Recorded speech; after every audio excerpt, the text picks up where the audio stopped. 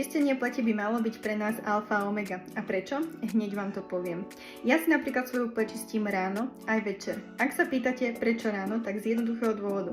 Večer, keď spíme, tak naša pokožka pracuje, zbavuje sa rôznych škodlivín, baktérií a podobne a tie nám potom ostávajú na pleti. A pred nanesením čistej skincare je potrebné tú pleť vyčistiť, aby sme mali vlastne taký čistý ochranný štít a mohli vyraziť do pracovného dňa.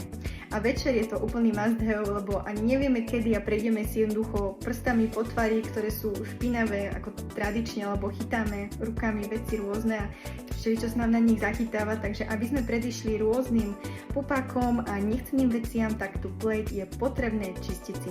Na tomto videu si čistím pleť s našou penou, ktorá obsahuje vitamín E a ovocné vločky, čo je úplne super pre tú pokožku. Je krásne zhydratovaná, rozžiarená, nevysušuje pleť a má skvelé účinky.